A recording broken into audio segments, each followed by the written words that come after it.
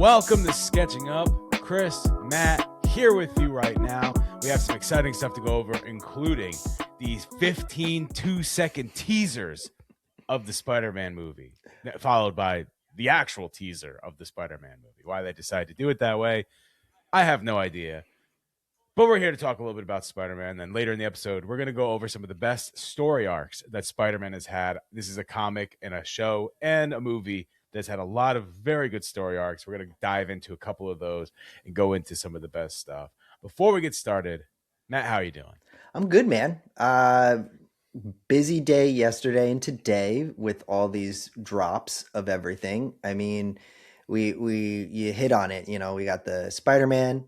We had the 12 clips, which we'll talk about later. We got Was it 12, 15, 20? It doesn't really matter because it just became a whole. It was still shorter than the commercial. whole Avengers Doomsday chair thing. So that's a plus. That's true. That's a plus. That's true. It was.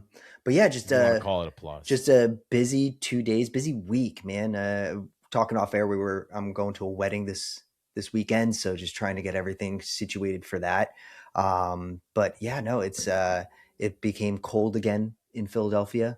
It was warm and now it's cold again, and I'm kind of over it now since I walk everywhere. You don't realize how much you get over the cold until, and I'm a winter guy.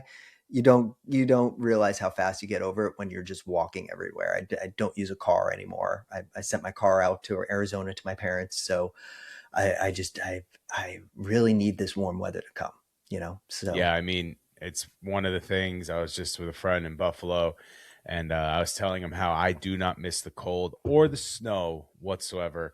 I personally don't mind the heat. I'd rather the heat in the summer. Now, Houston gets hot in the summer, but I'd rather the heat in the summer. Can't stand the cold, can't stand the snow. I did not like the sight of it when I was up in Buffalo. It did snow. Did it? I did not like the sight of it whatsoever. When I Wait, did you quick question, and I don't want to go off. My flight got canceled. What? Yeah, your flight did get canceled. Yeah. Yes, my flight got canceled. But did you get to see the new Buffalo Bills stadium? Did you ever? I did. It was nice. It looks very much like new stadiums do. Yeah. You with the like new structure and the new stadium and the modernization of it, you lose a lot of the character of the stadium. That's my personal opinion, but it looks like it's going to be a nice stadium, and they're building it underground, so it's going to be a little bit like warmer or something. Like the wind won't affect as much. I don't know. I'm not in that field whatsoever. But you're not an it architect, looks good so far. I get it. It looks good so far. That's cool. Is the old stadium still right next to it? Did they knock it down yet? It is still right next. I don't think you could tear that down until the new stadium's built. Yeah, that's fair. Because if you decide to tear that one down and the next one isn't ready for the season, I don't know where you play. Yeah. Like, do you play in Toronto?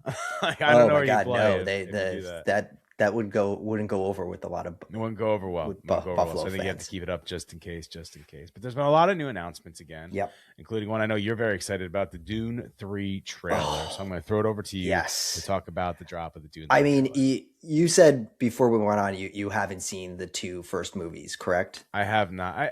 To be fair, that's very common with me. Yeah, you're not like, let's go. You'll see him a couple of years down the line. Yeah, I'll see him as they come. I'll see him as they drop. But the one thing that stands with all these movies is they are visually beautiful. From the trailer to the movie, they are visually beautiful.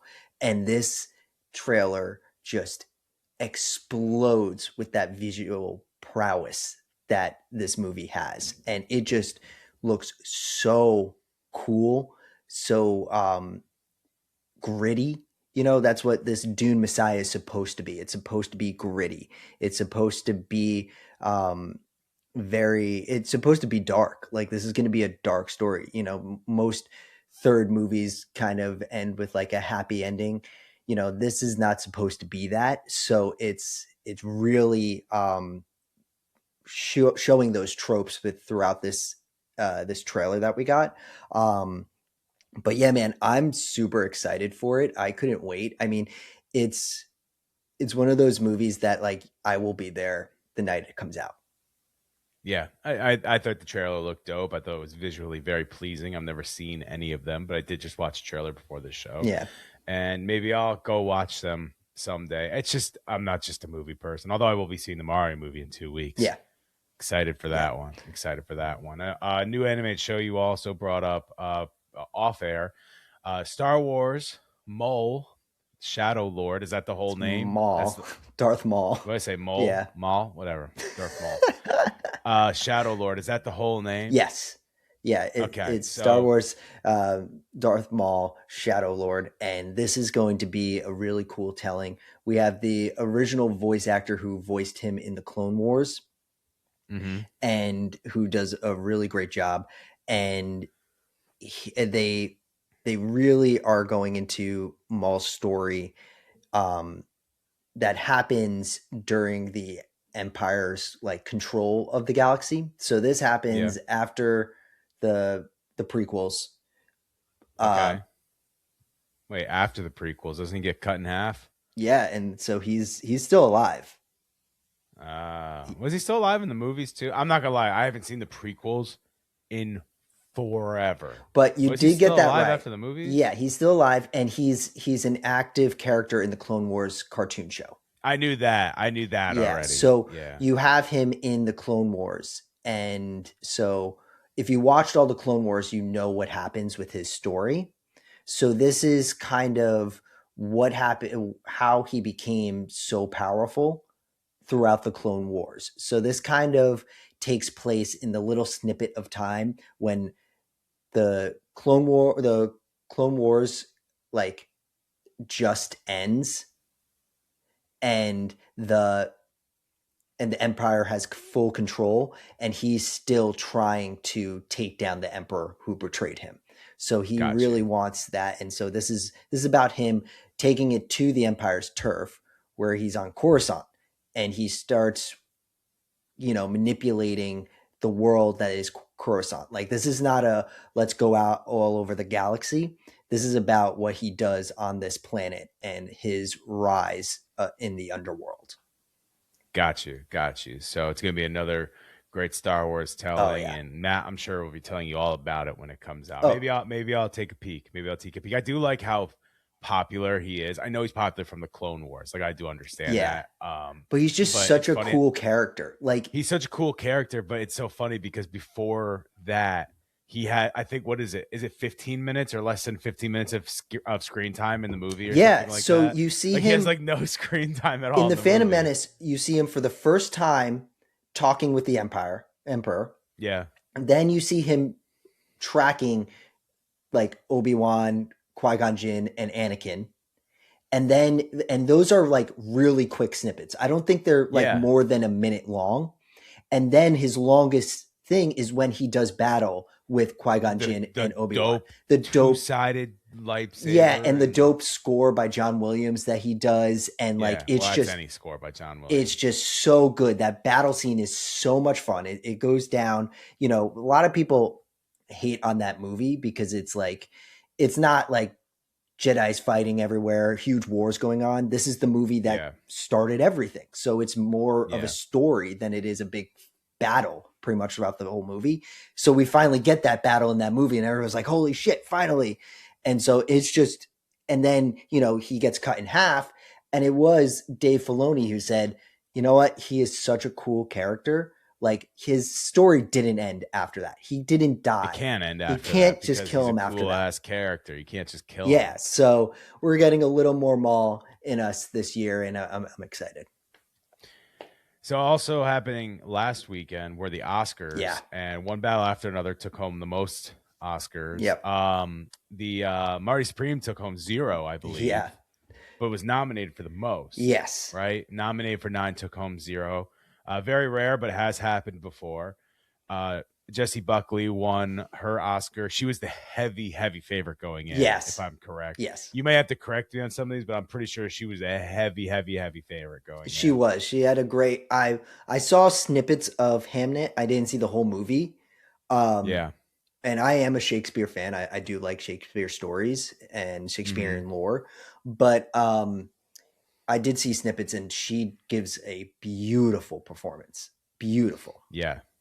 I have not seen it, but I have, I've heard through podcasts and other things that she was a heavy favorite going in. Yeah. Michael B. Jordan won his first Oscar. And well It was a deserved. tight race there, wasn't it? It was. Between him and who was And it? Timothy Leo. Chalamet? Oh, it was Leo? Leo Okay. too. I just knew it was a tight race between two people, but I knew he was the favorite Yeah. going in as well. But that one was a little tighter of one. One Battle for Another won Best Picture, and Paul Thomas Anderson won Best Director, which a lot of people liked. I know some people that really wanted Sinners to win more awards than it did. Now, I will say that I enjoyed Sinners a hell of a lot more than One Battle After the Next. Like One Battle After Another. Yeah. I saw it. I watched it on the plane when I was flying. And after I thought all the performances kind of outweighed the story. The story to me was okay. But the performances were brilliant. But it was just like, it wasn't in my mind the caliber of what Sinners was, which the performances, the music, the storytelling, all was absolutely, the sex scene. Yep. Was all brilliant. And it was just so good. I loved that movie. Yeah. Sinners did win some awards, including Best Original Screenplay, which is just as big as any of those other ones that he could have won. But best song from a movie was the Golden from the K-pop, whatever that is. Yeah. Have you ever seen, what is it, K-pop Demon Hunters? Have you ever seen K-pop Demon Hunters? No, I did not. No, I've heard that song a lot. That song's on everywhere. Yeah. If it didn't win, so I was watching with a friend and they were about to announce it, and I was like, it's got to be that. Yeah. I was like, but it'd be funny if it wasn't, because right before they had them perform that song, and then they announced like Best Original Song or whatever it is, and I was like, wouldn't it be funny if they're like, can you come perform this amazing song that everyone loves? But we're gonna give the award to someone else. It wasn't award worthy or anything. We just want you to perform it. But we need you to have it. You need to have it. Yeah, we need you to have that song. So. Oscars wrapped up. Oscar season is over. Yeah, Conan did a good job again too. Conan hosted for the second time. Conan O'Brien. Yeah, I do love. I'm a huge fan, so he did another great job. So I'm happy they kept with him, and it wasn't stale or anything. He did a lot of new things, a lot of new jokes and stuff. So it was a lot more. It was a lot of fun. I mean, the Oscars to me every year. I like to watch the awards, but like I kind of can't get past like all the other minutiae. Yeah, the host and all the other minutiae that goes around. Yeah, I usually don't watch any of them. We tuned in right at the end, right, to kind of like, just cause. Yeah, we like, when I think we saw best act, we saw the song, best actress, best actor, and best motion picture or whatever. Like that's really all we saw. Yeah, I don't remember anything else or anybody else winning. Yeah, maybe best screenplay was somewhere in there too. I may have seen that on social media or whatever. But yep, Oscars were great yet again. No one got slapped this time, so it wasn't as viral or anything. Yeah, it wasn't nearly as viral. Now the biggest news to happen this week in our eyes, was that the Spider-Man Brand New Day trailer dropped. Now, the reason we were making jokes earlier is because Tom Holland had a post where he came out and he said that he was going to be dropping little snippets of the movie. There were 2-second snippets or something like that, 3-second snippets. I can't remember, something like that. And he dropped, you said 12, was it 12? I made up 15. Yeah, it was 12. I thought it was like 50. It was 12. So they dropped 12 3-second snippets throughout the day to then just immediately drop the trailer. Yeah, the next morning. It didn't even make sense. The next morning, what they did to drop it was very cool. Like this morning, Tom Holland and like a bunch of kids were on the top of the Empire State Building, and the sun was actually rising over the Hudson. So it looked really cool. And like he was just like, yeah, let's do a brand new day. And like the video goes over to all these different countries of people who love Spider-Man, and they describe how much they love Spider-Man and everything, and then he launches the trailer. Like, I just like don't understand why they do this now. Like, we did this with Avengers Doomsday, which first we got the the chair chairs. announcements, and that was Yeah. so annoying. And then Stupid. and then we got these 4 or 5, I don't even remember how many, like Yeah, it was those little weird story clips that like were them. leaked. Yeah, they were leaked They're like first. So leaked, quote unquote. yeah, and so they started to put them in, and then we didn't even get an Avenger Doomsday trailer, an actual trailer. We just got those, and then it just went dead for now. Yeah. So we never got an actual trailer for this movie. And it makes sense because they have so many properties dropping right now before Avengers Doomsday. Like, yeah, which is a whole nother year away. yeah. So it's like, why would you even do that to us? Like, and it's just this drawn out publicity of these movies you don't need. What happened to back in the day where they would either just put out a post that the trailer's coming tomorrow, or it would be like a 30-second video, Surprise. a 30-second video saying trailer dropping tomorrow, and you just see scenes that pop up, or they just drop it for us. Drop it. Yeah. My thing isn't that. Like, if they're going to do the snippet thing, like, not my favorite thing in the world, but do the snippets and then just like wait a week. Yeah. Let people dissect the little snippets. Let some, like, honestly, the snippets are a good idea because then you're going to have all these people breaking down these 3-second clips. Yep. And like going through and being like, look at this 3 seconds. You can see this, making all these theories. Yeah. You're just going to draw more attention to these snippets. And then at the end, you're going to, put out the trailer. And that's the end of that. It's just like, what's the point of doing the snippets if not even like 6 hours later, you're just dropping the whole thing? Yeah. It like made that whole thing pointless to do that. Which is just silly to me. Probably the most annoying piece of the snippets for me was one, they should have never gave them sound. It should have just been all visual, because certain clips had a piece of the narration that was going on in the background of the trailer, but you would get like a word, a syllable in some of them. So it was just so weird to hear something and you just don't hear it, or just dub it over with music. And like, that's it. Like, you don't hear anything. Like, it was like, you either should have just kept it silent, or just put like a snippet of his theme song that he has for it, you know? And they put that in the trailer. So like, why couldn't you do it there? Like, that was so annoying. But to digress, we actually got the trailer, and the trailer to me looks amazing. Like, it looks really good. The trailer was very good. The trailer was again, another visually stunning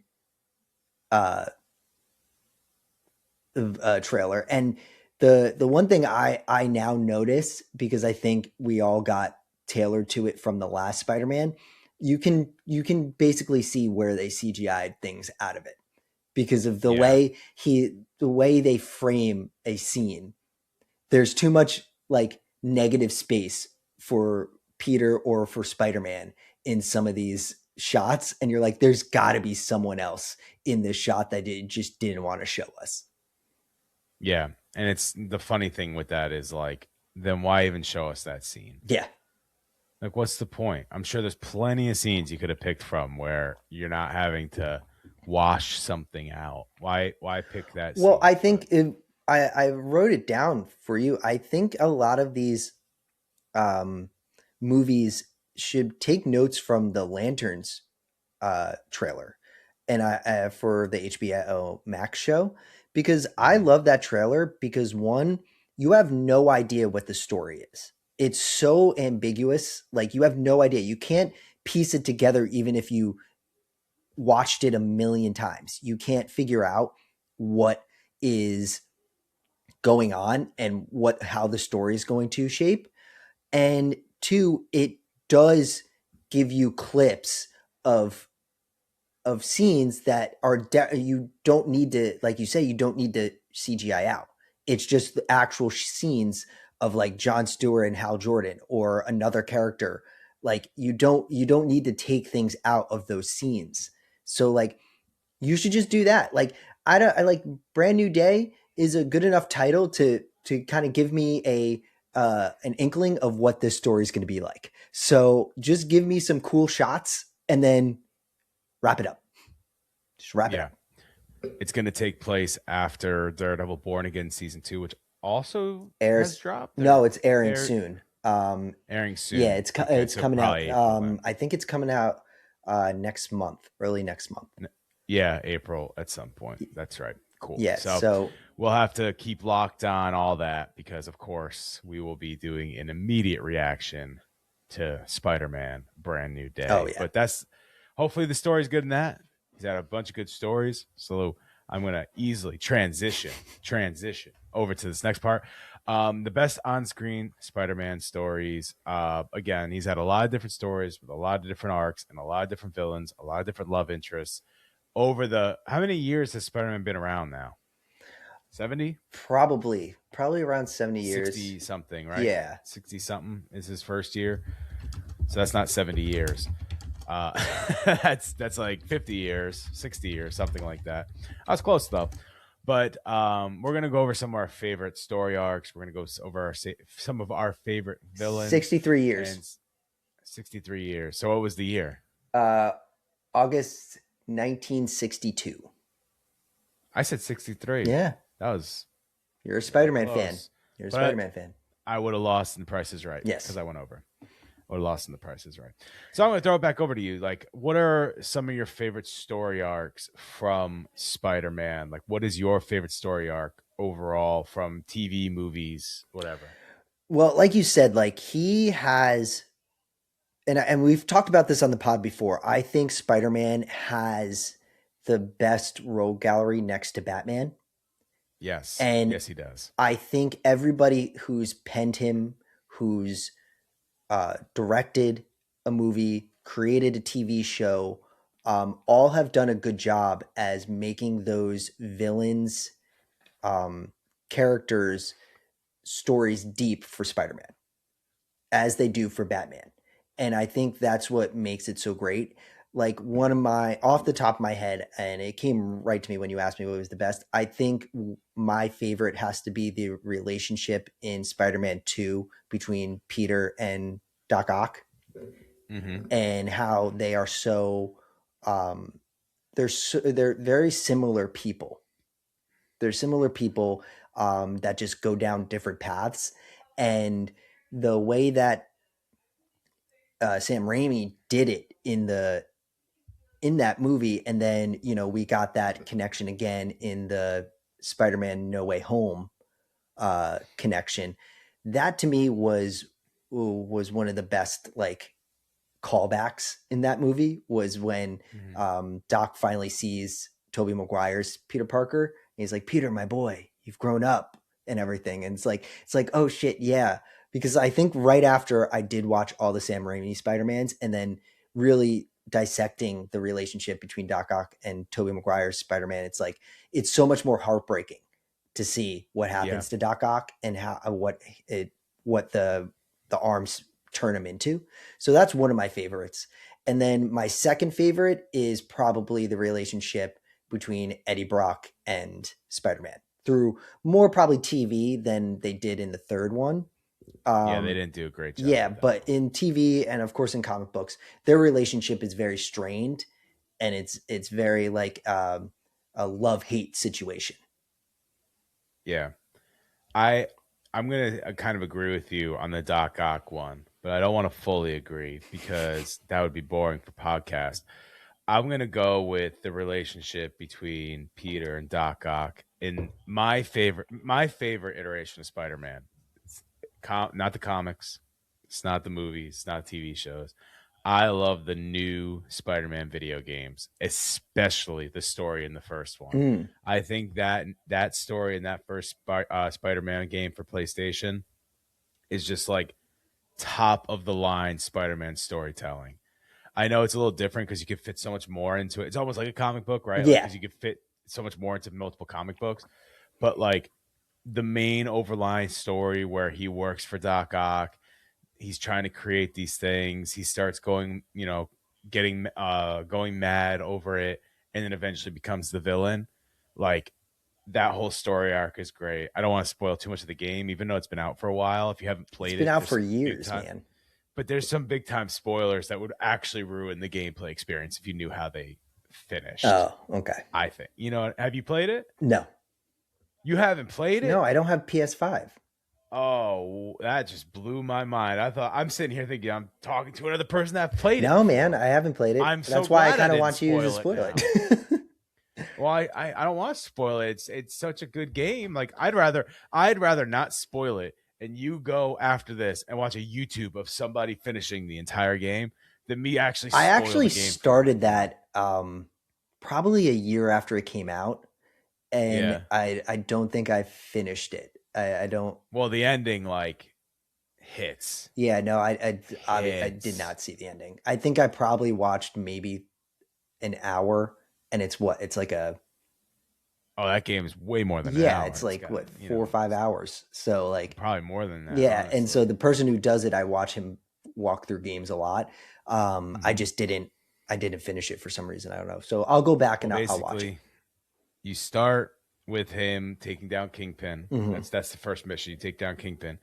Then you find out that you are working for Dr. Octavius. Hmm. So you're working with him, and same as the thing, he's trying to get this thing to work, get this thing to work, ends up going evil, becoming Doc Ock, and you have to stop him. Mm. In the middle of that, there's other villains, including Mr. Negative, Yes. that you have to fight as well. In all this, they eventually, yeah, you'll have to go through and check it out yourself. Yeah. But Well, it's a great story. I think it's funny like the game does that because like you have this like you're working with Doc Ock and then you go and he becomes a villain and you have to stop him, but through that you have to fight other villains. I feel like that's Spider-Man's MO in comics, TV, movies. Like he never Yeah, has like he's never going after one person. He always has his plate it's always filled multiple with people. so many Yeah, different problems happening. If it's not a villain, it's his like personal life. And I think yeah, that's what makes him so which is relatable. also in this with MJ and stuff like Yeah, and I that. think There's that also also is that. what makes Spider-Man so relatable because it's like people may not be fighting their villains every day, but there's so much going on in your personal life. It's hard to balance everything and be the best person you can be and balance everything kind of thing.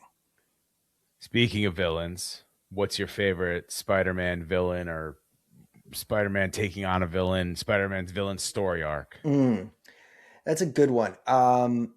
I think as a kid, I loved the animated series when with Hobgoblin, the whole story arc with Hmm. Hobgoblin.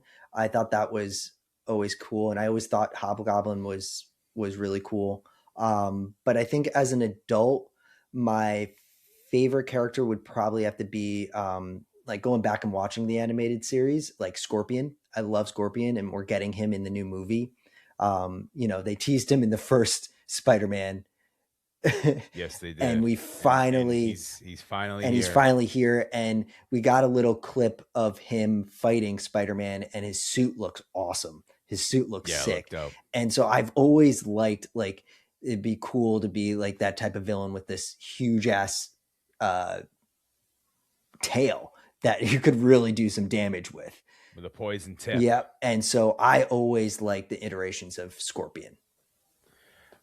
When I was young and I read the comics and watched the shows and everything, my favorite villain was always Doc Ock.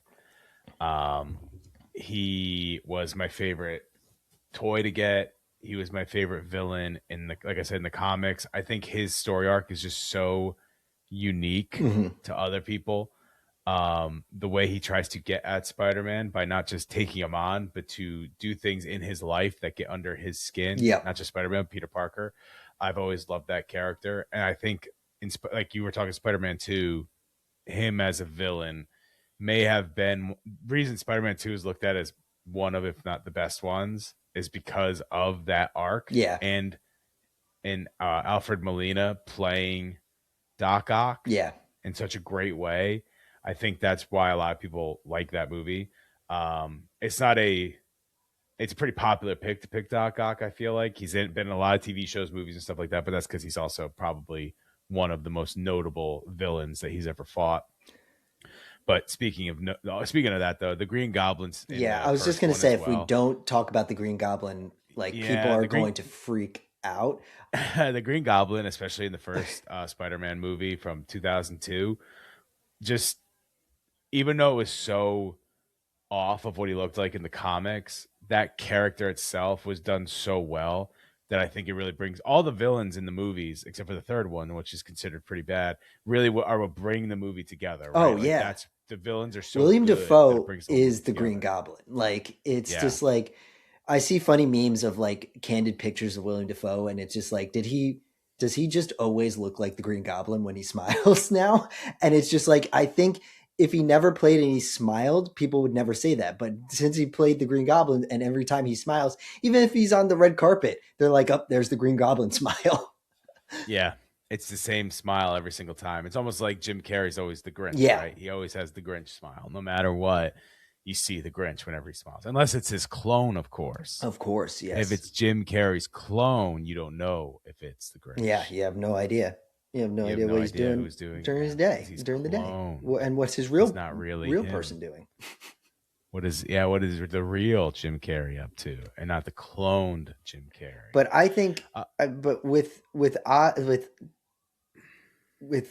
the Green Goblin, and like Norman Osborn, I think like Norman Osborn as a character is awesome. I think yeah, like you said, he probably wouldn't be as popular as he is if we didn't get him in the first Tobey Maguire Spider-Man. But the Green Goblin. yeah, I think like for non-people who don't read Spider-Man comics. Read the comics. Yeah. Yeah, that's fair. So, That's fair. but if you read the comics, you know Yeah, he's like the number one villain. how in the like comics. how like he's so closely tied to Spider-Man. That's why I always found it weird that in Tom Holland's we don't even get a mention of Oscorp. Yeah, I thought that was Like strange, too. even if we don't even go down the Green Goblin path, it's like why if there's a Spider-Man in New York City, there's an Oscorp in New York City. Yeah, kind of thing. Yeah, And they do go hand in hand. yeah, Literally. it's like, and I think even they had so many ways throughout the MCU to kind of tease Oscorp, even if you don't even bring Norman Osborn in. But besides that, it's like we get him as Toby's Green Goblin in the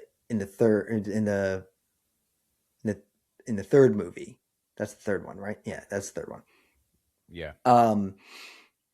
And he spoiler, he does kill Aunt May. He kills Tom Holland's Aunt May. Yeah.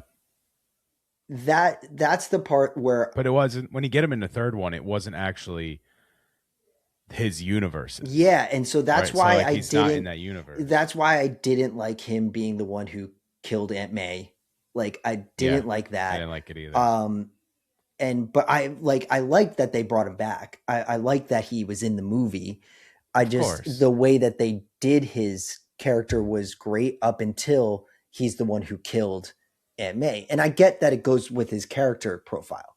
Like he's always going to go after Spider-Man's loved ones. Like he's always going to be the one who's going to do the actual killing in Spider-Man's world. But having Tom Holland not have a Green Goblin and do this to him kind of like threw me off a little bit. Yeah, I agree. And it's almost like how Uncle Ben never even appears. Yeah. We know he existed, but we don't, he doesn't even appear. Like you don't hear anything about him. You don't know if he died or if he's gone, like anything like that. Like, yeah, they kind of just skip that whole thing. It's the same thing, right? It's like very baseline Spider-Man, Uncle Ben, Green Goblin. Yeah. Things like Oscorp, I should say, not Green Goblin, but Oscorp, Norman Osborn. And and I think even in Tom Holland's, it would have been really cool to, even if he was just a side character, kind of how like Flash is in Tom Holland's. He's like this goofy kid. Like Flash, he's not the jock or anything. He's just like an asshole. Doing something like that to Harry Osborn, like having Harry Osborn in school with Peter, just kind of in the background, would have been Well, A to bit be more. fair, Harry Osborn in the comics doesn't even appear until college. Yeah. So, to be fair to them, they are technically on the right track. But Mary Jane, who I would assume MJ is standing in for, also doesn't appear until much later. Yeah. She's not even in the first like three people Peter Parker dates in the comics. Yeah. But So, I think taking liberties. my favorite iteration of him is from the Spider-Man animated series, Norman Osborn. I think that Mm, Norman Osborn is just second to none. Like he was the way that they slow burned him turning into the Green Goblin was really good. And I feel like in the new Disney Plus Spider-Man, that's what we're getting. yeah, And I I think he's think going to so be too. really good in that one too. So I definitely agree. That's what I was going to say. They're kind of doing that in that new Disney Plus. I don't even remember what Disney Plus show is is it the called. Spectacular Spider-Man? I thought Spectacular Spider-Man was the one they already did. It doesn't truly matter, but I do think that's where they're going to go with it. So to finish up the Spider-Man talk, got one more topic to go through. I'll let you search that while I introduce Yeah. it. But Spider-Man's relationships. So I'm actually going to go through the list you have here because I'm interested. Oh, When I saw your friendly Spider-Man's neighborhood relationship, Spider-Man.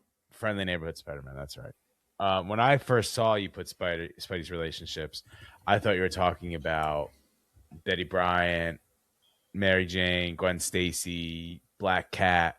And I thought you were talking about that. But then I read the first one. You said Peter Parker and Aunt May. And I was like, well, they definitely didn't date. So you're talking about the relationship to that person. So I want to list these off, and you tell me what your favorite one is from these right here. Okay. All right. Aunt May, Uncle Ben, Mary Jane Watson. Are we? Oh, the Spider-Man trilogy. Okay, so you're going from the movie. Gwen Stacy, Tony Stark, Doc Ock, Ned Leeds, Harry Osborn, Flash Thompson. What is your favorite? What is your least favorite? My least favorite is probably Flash Thompson. Same. That and this is the Flash Thompson from the new iteration of Spider-Man, by the way. Yes. And my favorite probably has to be Gwen Stacy. From the The Amazing, Amazing Spider-Man. Spider-Man. Well, it's great actress that is playing her, of Yep. course. Emma Roberts. Yes. No. No. Emma Emma Stone. Emma Stone. Stone. Emma Stone is playing her, who just lost out on her second Oscar Yep. or third Oscar. I don't know how many she has. Oh yeah, they do a good relationship there, and of course, in the second one when she dies, it's a very sad moment, and it if there were going to continue that story, you could tell it was going to build into something more from that moment, but they didn't continue. I that know. story. I'm so mad that they didn't, because that was going to turn into a really great like trilogy or like 4-movie.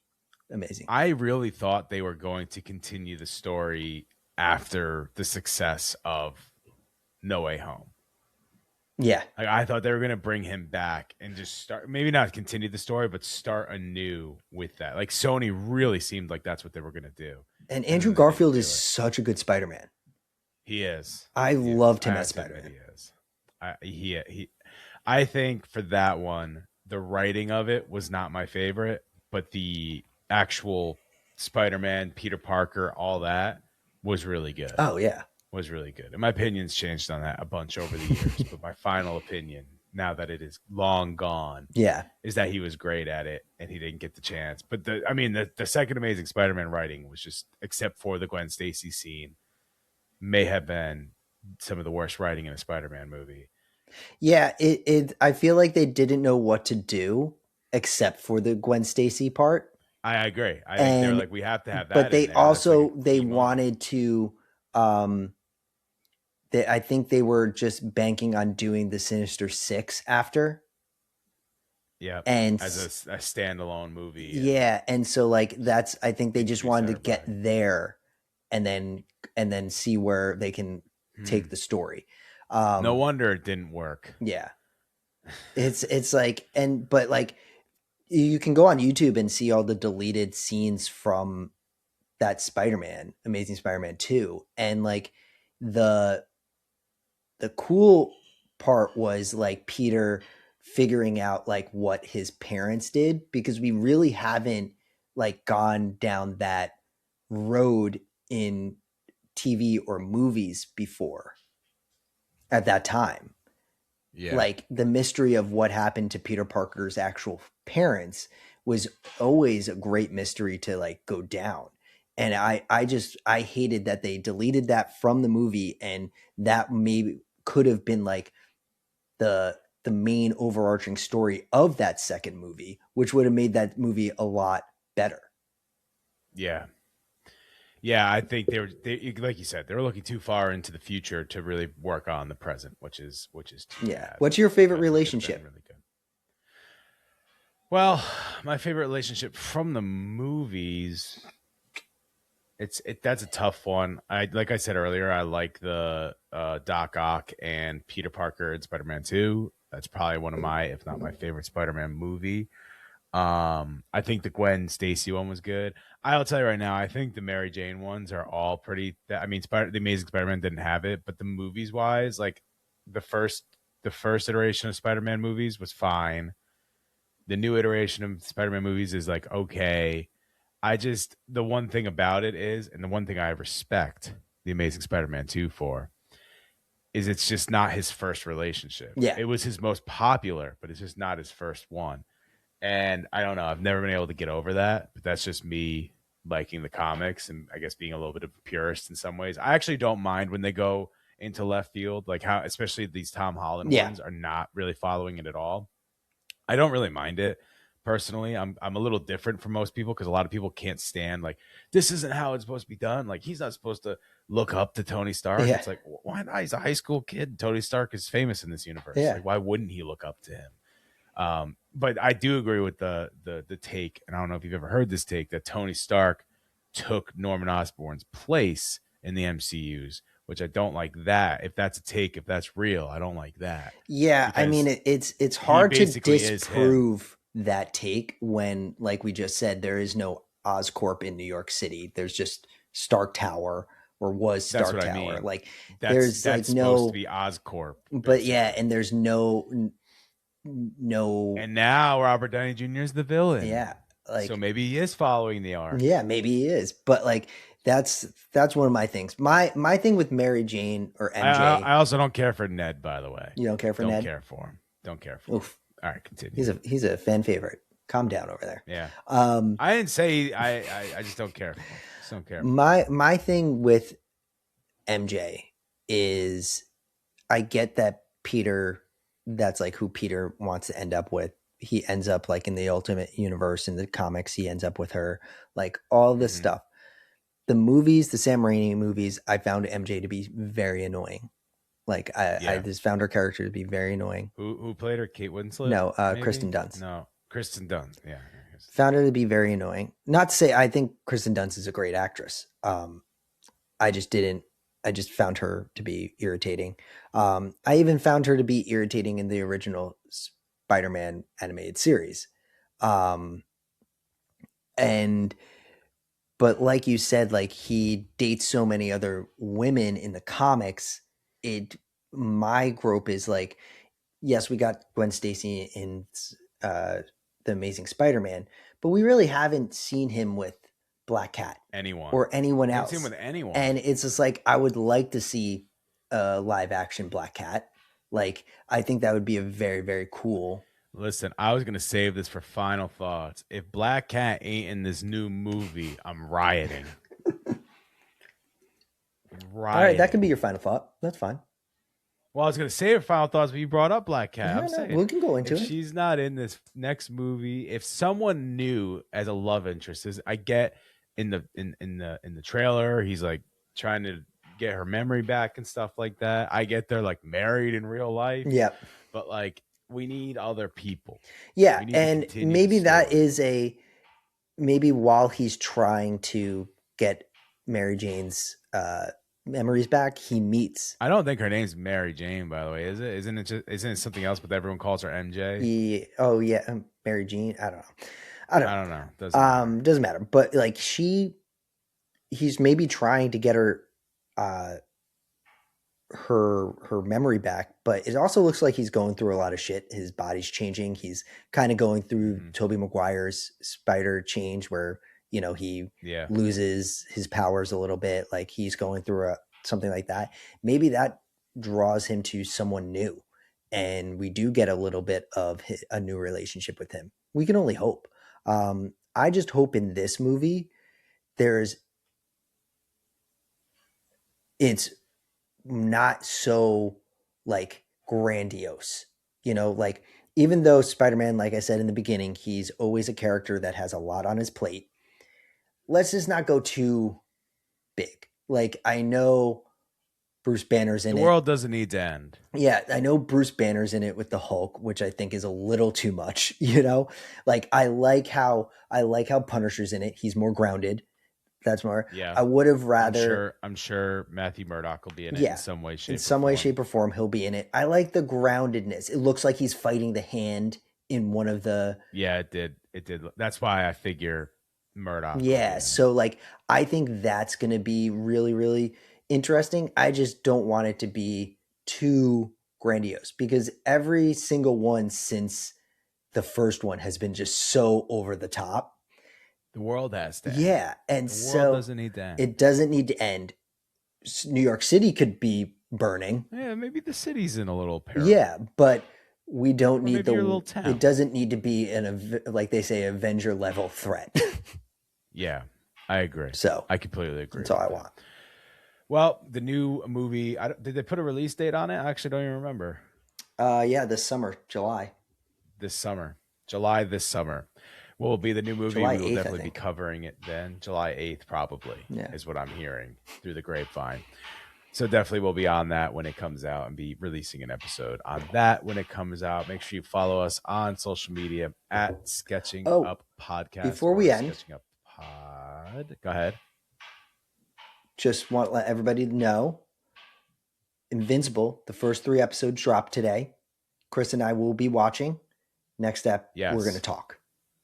Yes, we will be talking about that. It's already got 100% on Rotten Tomatoes. So I'm sure it did. I'm sure it did. We will be checking that and out. And I will, episode. Spoilers, I have watched the first 10 minutes. So Spoilers. So yeah. I've watched the first 0 minutes. I actually forgot it dropped on the day of recording. You're the worst, man. I know. Terrible. Follow us on Sketching Up Podcast or Sketching Up Pod on Instagram, Twitter, and TikTok. Also, subscribe to our YouTube channel if you're watching, or subscribe to wherever you're listening. You can listen on your favorite podcast channel. Just search at Sketching Up Podcast wherever you get your podcast. Leave us a comment. Leave us a note. Say hi. I see that you're active on our Twitter. Mm-hmm. Say hi to Matt on Twitter if you would like to do that. And you can catch up with different things that we're doing on all those social medias. You can also catch old episodes on any of those platforms as well, except for Spotify, where they keep deleting our episodes. You can also catch a new episode of Mad Props next week with Kyle Higgins. He is the creator of Radiant Black, along with a lot of different independent comics through Image Comics, is joining Mad Props. After that, we'll have Dr. Tosh, Ava Bunn, who is actor Tosh on the new Scrubs, the week after that. So you're not going to want to miss either of those episodes. They're going to be great. That is Mad Props. Just search Mad Props wherever you get your podcast, or on your favorite podcast platform, or on YouTube, and subscribe there. Thank you guys for joining us. Thank you for listening, and we will catch you next time on Sketching Up. Peace, guys. Peace out.